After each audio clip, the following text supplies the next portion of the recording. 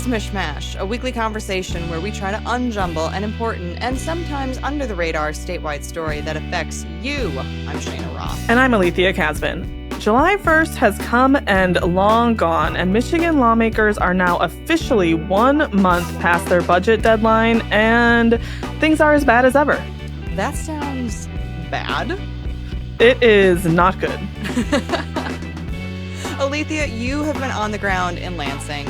What is going on there? Why haven't they gotten this wrapped up? They've had a lot of time to work on this. So lawmakers have been mostly in their districts for the summer since they left Lansing on July 1.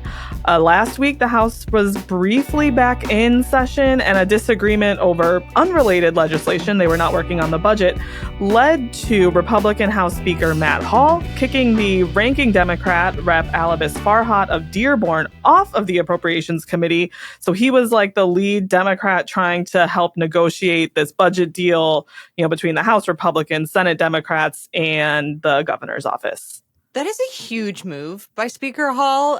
I would imagine he has some justification for kicking Farhat off the committee. What was Hall's justification, and is this a permanent ouster? So Speaker Hall was unhappy that Rep. Farhat did not provide a yes vote for another bill that failed on the House floor without his vote. As of now, Rep. Farhat remains off the committee, but Speaker Hall hasn't named a replacement, so TBD on how long this will go on, but it's certainly a wrench in already, bumpy negotiations. The drama compounds. Okay, so back to the education budget. The state schools start their fiscal year on July 1, which is why they all really, really want the state budget done by then, so they know how much money they'll be working with in the upcoming school year. And education folks have been sounding the alarm. This week, education officials once again called on lawmakers to pass a K-12 budget, pretty please, as soon as possible. Yes, schools wanted this budget yesterday times 30, right? We spoke to former Speaker of the House, Tom Leonard, who is now running for the Republican nomination for governor, but he certainly led, several budget efforts during his time in the House, and he stressed the need to get this done ASAP. The fact that the budget was not done by July 1st is a problem. I hear from superintendents weekly who have said, Tom, we don't know if come fall we're going to have to lay teachers off. We don't know what our budget's going to look like. That is not fair to us. And I've said, I absolutely agree. So the fact that the budget is not done and was not completed by July 1st, that's a problem. I mean, ultimately, the legislative leaders, but most importantly, the governor, they should be here today hashing this out. They should be here today negotiating, and they shouldn't leave until a compromise is reached. The budget has to get done. So, Alethia, let's dig into what's at stake here a little more. What are the sides having trouble agreeing on? So there are two main issues at play here. One, the budget itself, right? The House Republican proposal for K-12 schools is pretty far from the Senate Dem proposal and Governor Gretchen Whitmer's recommendation. And there hasn't been a real sign of thorough negotiations happening yet. The real deadline for the state isn't until the fiscal year ends, which is on September 30th. So there's still some time. But as we said before, schools really like to have this done before they start their own fiscal years so they know how much money are we going to get. But in the backdrop of all of this, Governor Whitmer has also been pushing hard for a road funding plan. She and Speaker Hall have both expressed a willingness to pass the budget along with a roads plan. At one point, they wanted to do just K-12 and roads. And the Senate Democrats were like, wait, hold up. We do not really want to do that. If we're going to pass a roads plan, we want to pass an entire budget. And at the same time, Senate Democrats haven't been super enthusiastic on a roads plan. They haven't put their own proposal up. So there's just a lot of murkiness all around. School groups this week pushed back on coupling a spending plan with road funding, saying lawmakers are putting, this is kind of catchy, concrete over kids.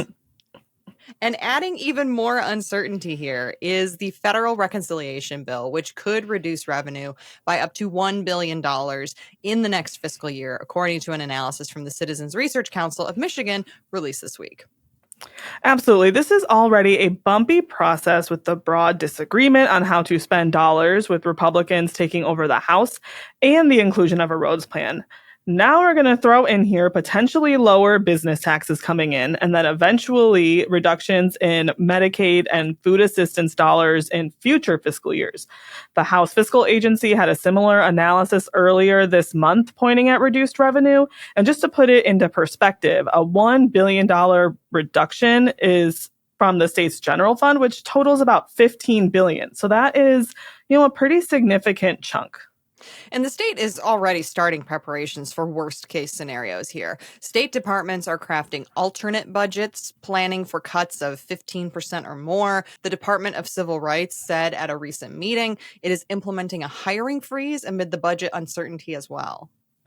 And schools are doing the same. This week, some schools said that they are not renewing agreements with contractors, and they might be filling vacancies but not making any new hiring decisions.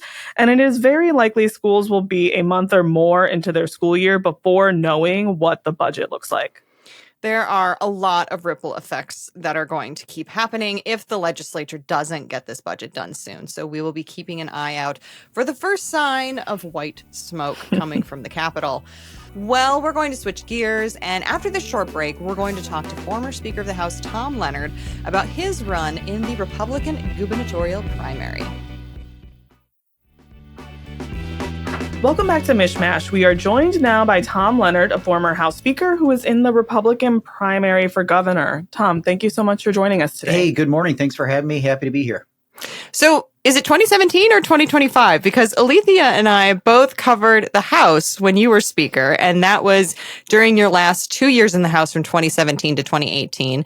You then ran for Attorney General in 2018, but lost. So what brings you back to seeking elected office now, several years later? So it is 2025, and the biggest game changer for me, you may remember when I was in office, Janelle and I, we had Hannah, which she was our firstborn. And since then, we've been blessed with two little boys, Thomas and Danny. So to answer that question, what brings me back now is those three kids. People, when they ask me why I'm doing this, it's very simple. Hannah, Thomas, and Danny. And when you look at the state of the state right now, the first 2 decades of this century, the fact that the only state that we beat for population growth was West Virginia. The fact that over the past few months, this state has been fluctuating between 48th and 49th for unemployment, and I believe going to be 50 out of 50 here very soon. Income growth on the decline, in the bottom 10, likely to be 49 out of 50 in the next 10 years if we don't fix something. So there's all these metrics that basically Michigan is in the bottom 10. And I was very clear. I've been very clear. The last thing I want to have happen for me personally and selfishly, and I'm certain for parents and grandparents around the state, is for my little girl or one of my little boys to come to me in the next 10 to 15 years and say, Dad, I have to leave the state for better opportunity because there's not opportunity for me here today. It has changed a lot since 2017. I had 0 children then, and now I have 2. So it's crazy. So the Republican field, has a few players, as you know, including Senate Minority Leader Eric Nesbitt. You two particularly, I feel like, have a lot of similarities, right? Your background in the legislature feels pretty similar to me. What, makes you stand out as the candidate here? Well, I've been very clear. I can't focus on other candidates. All I can focus on is myself and the campaign that we put together and that we run every day. And I took several months as we were a late entry compared to the others into this race. And I spent several months, doing a lot of listening. And what I saw was, as I was listening to voters out there, there was this sense that there was not really a candidate that was really focused on serious policy issues with solutions, but also a positive vision. I mean, when I talk to the average voter, they don't want to rehash fights that have happened over the last, several decades. They don't like this me versus us mentality. They don't like the East versus the West, the North versus the South, whatever. They just want somebody to come in and identify problems with real solutions with a positive vision. So that's the path that we're on right now is focusing on these problems with real solutions. And I told my team, I said, listen, if we're going to do this, I want to adopt the Dan Campbell approach. And, as when Dan Campbell became the coach of the Lions and he stood there during that first press conference, He didn't cast blame. He didn't focus on 3 decades of failure. He focused on getting the job done with a lot of grit, a lot of determination, a lot of with a positive vision, but most importantly, together as a team. And that's what we're focused on with this campaign. You have some history with President Donald Trump. He once nominated you to be the district attorney in the Western District, though that ended up being blocked by the state's U.S. Senate Democrats. Later, he endorsed your opponent in your second run for attorney general. Where do things stand with the two of you now? Yeah, I've got a very positive relationship with the White House at this point.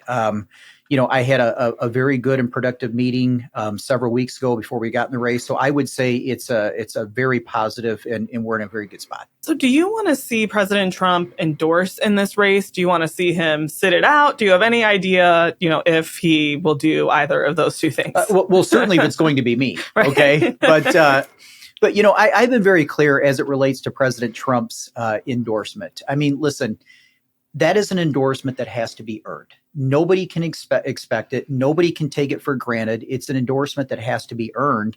And when I met with the White House, that's exactly what I conveyed to them is I'm going to go out there every day. I'm going to work as hard as I can. We're going to put together a positive vision with the right message, and we're going to work every day to earn that endorsement, just like we're going to work to earn the endorsement of every voter across the state. Since you left the legislature, you have registered as a lobbyist, which is something that Democrats have already started to lodge attacks against you about. Yeah. Can you tell us more about your work as a lobbyist, and are you concerned about these attacks resonating as we get closer to voting? No, I'm not. I mean, listen, I'd say two things. Number one, if that's what they're going to hit me on, then I must have lived a pretty clean life. Okay. If that's the one issue that they're hitting me on. All right. So I'll take that every day. But, second, I mean, when I went into Plunkett Cooney, at one of the most respected law firms in the entire state, and they asked me to build out a government relations practice, and they said that I could do it my way, I saw an opportunity, especially when the state was controlled by Democrats, to represent those clients that might not have otherwise had a voice or have people willing to represent them. So when I came into when I hired into Plunkett, my first client was the American Bail Coalition. We worked every day to stop a New York or California style bail coming to Michigan. I'm proud of that work. I've represented a homeschool group to ensure that homeschool rights are protected here in the state of Michigan. I've fought back on corporate welfare. I've fought to protect Second Amendment rights. So when you look at some of these groups, I'm proud of the work that I've done with my work at Plunkett here in Lansing. So campaign finance reports were due on Friday. You reported raising a little over $640,000. A lot of that came from your former Attorney General campaign. As you already mentioned, this was over a month. You were later into the race in mid-2025 of the off year, which is funny. But in the primary field, right, your opponents, Mike Cox has about $1.9 million on hand. Eric Nesbitt and John James, also in the $2.3 million range. Are you happy with your first month of fundraising? Looking at these other numbers, do you feel like you have something you need to get to? What are your thoughts on your fundraising strategy? Yeah, so absolutely, definitely happy with where we're at. I mean, we knew when we got in that we were going to be behind on fundraising because, again, we got in and we only had a month to raise money. Some of these candidates, I mean, some of them got in January. They've been raising money for 7 or 8 months. So certainly we are happy with where we're at. We're on pace with and on target with where we wanted to be. So again, we only had a month to raise money. And also, I mean, bluntly, we announced about 2 weeks before the 4th of July. The worst time to raise money is during the 4th of July and during Christmas. So we knew that we were going to be behind a little bit as it relates to fundraising. We're happy with where we're at right now. And I've been very clear. Ultimately, we have to raise enough money to get our message out. We are going to do that. I've done that in every election that I've ever been involved with. So a lot of hard work in raising the money to get your message out. We are going to do that. Continuing to look ahead, one of the ongoing curveballs in this race is Detroit Mayor Mike Duggan running without party affiliation. You've worked with him as Speaker. Are you worried his candidacy could hurt you or whoever ends up with the GOP nomination? No. And let me be clear here. The mayor, I consider him a friend. As you said, we worked very well together when I was Speaker. In fact, he wrote my letter of support when I was nominated to be the U.S. Attorney for the Western District of Michigan. So we've always had a very good relationship, and I consider him a friend. But ultimately, at the end of the day, the mayor is a Democrat. He is not an independent. If somebody were to ask him right now where he breaks away from the Democrats on any major issue, I don't think he could give one. I mean, would the mayor sign right to work back into law? I don't know that anybody's asked him that question, but I'd be hard pressed to believe that he would.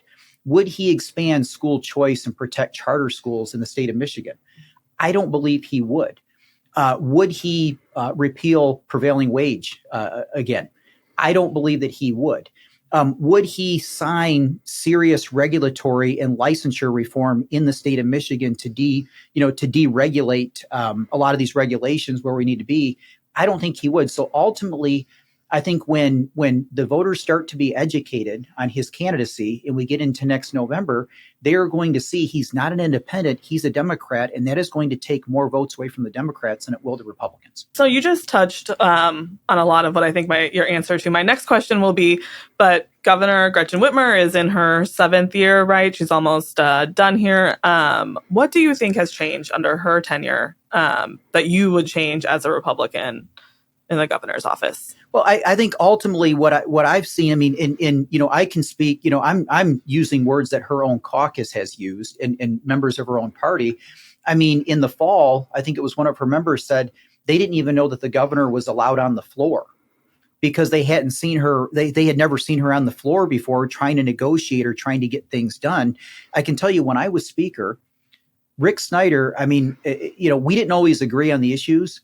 But when I was speaker, I never walked into the Capitol on a day and asked, where is the governor at on something or what does he want to get done this week?